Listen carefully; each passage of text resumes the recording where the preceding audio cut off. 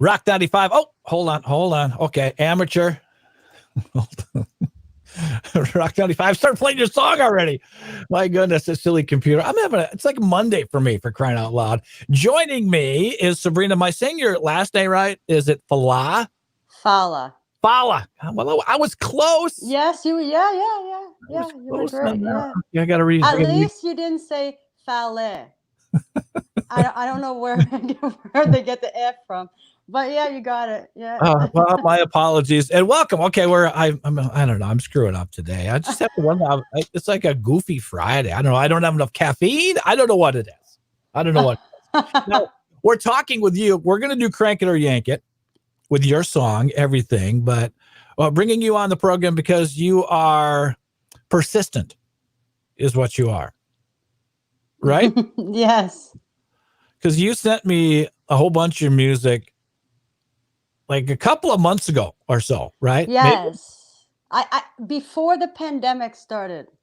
Yeah, my apologies. Normally, I would get back to you right away. And I know I did email you right away. And but I couldn't get to the song. There was so many things going on. I was working here some of the time and then at home some of the time. So I got kind of behind. And I didn't want to just blow you off because I like the music. I like your music. And I tried to email you constantly so you didn't forget me because everything was happening. I thought everything was going to mess up, but I kept pushing. Well, I like your enthusiasm. I like your excitement, especially when we confirmed the interview. And then I had about 10 other emails from you through the course of the day. Yeah. Right? Well, I don't give up. I like your passion. Tell me a little bit about yourself and how you got into creating music and rock and roll and stuff. Well, I feel I was brought into this world to be in music because I started writing short stories when I was in like grade 4, grade 5, and then I wrote poetry. Then that led me to songwriting. Then I won my first singing competition at 14. Then I grabbed my first guitar. So I feel like I was already in it. Yeah. As I was growing up, and I just enjoy it. And I'm living the dream, like I just want it so badly that I'm just going for it. Why rock and roll? What particularly about rock and roll is the thing that really kind of trips your trigger a little bit? I know you have some other mellower stuff too, with a little pop twist and singer-songwriter stuff, but a lot of it's just straight up rock and roll. Green Day. Behind me. I see it behind you. Yeah. Okay. It's the American Idiot album that struck out to me, and it's amazing, that album. And I'm like, that's the sound. I love it. And I just felt, why should I do what everybody else is doing? And I felt like rock was more me. And I take my influences sound and mix it with my own and make it my own, but it's Green Day all the way. They made me who I am. I do like, your music, and I checked out the couple of, I think you have a full length album and then an EP as well. And on there you have a variety of stuff. Like it'll be straight up rock and roll. Then there'll be a few other songs that'll have more of a pop twist to them. So softer feel. Yeah. Well, tell me about that process. Is that just something you find a song in your head and you're like, yeah, I'm going to do it my way, and that's going to be it? I just like to show different sides of me, sides of my voice.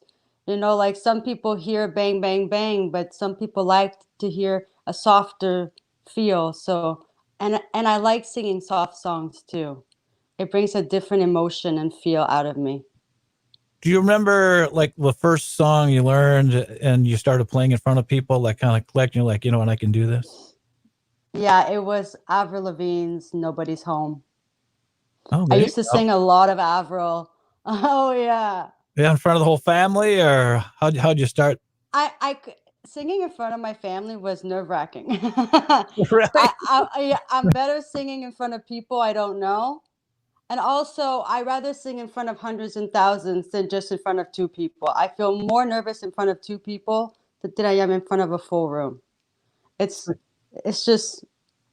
because there's 2 people looking at you. But when there's many, you can just look at them all and not have to focus on just the 2. I got you. What's the live music scene like there in Ottawa then? Is it pretty good if you want to get out and play? I know maybe it's different Well, now. as soon as it opens, COVID, yeah. hopefully, yeah. Oh, yeah, we have festivals, and I just go online and search festivals and charity events, and I've been doing a lot here in Ottawa, but also I do stuff in Toronto too because it's bigger. There's a lot more there too as well.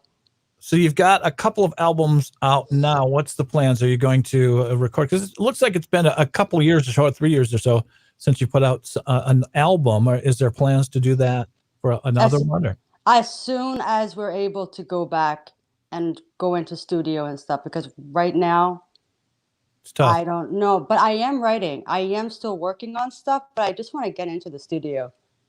Well, tell me about this track. We're going to do Crank It or Yank It and let people decide whether we should keep playing this or not. Well, I kind of like the song. I really like the song, but I want to hear your take on this and the song, everything that we'll get to in just a minute here.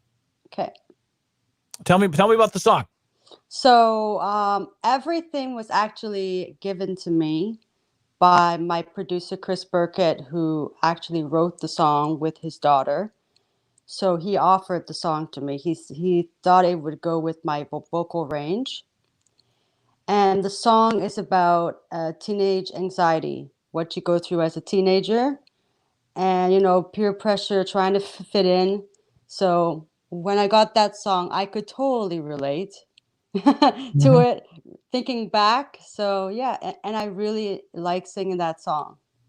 Well, very cool. We'll fire this up and let people decide on this tune. And this one is already, you can go to Apple Music, I think, and grab this, Oh correct? yeah, and iTunes. It's out everywhere. Yeah. Well, let's play this. We thank you so much for your time. People can find you all over social media, including Facebook, correct? Oh yeah. Oh, yeah. And even TikTok and Snapchat. I'm everywhere. You are everywhere, for crying out loud. Well, I love the truck. We'll play it here in just a second, but we encourage people to check it out. They can go again, check that out on Apple Music and other places. Crank It or Yank It. You can vote by emailing me, studio@mankitosrock.com. You can also make a comment in the section if you see this on Facebook right now and on YouTube as well this morning. Otherwise, you can call me up if you'd like to at 507-344-0957. But Sabrina, thank you so much Yes. for your time this morning. I really enjoyed this. Thank you so much for letting me know about this. Well, let's fire it up. This is Sabrina. How do I say your last name again? Because I'm going to screw it up. Fallah. Fallah. Okay, here's your There you song. go. I got it right that time. maybe there's hope for Friday yet. I don't know. Thank you, Sabrina. Appreciate your time. Let's do the song. It's everything on Rock 95. Crank It or Yank It.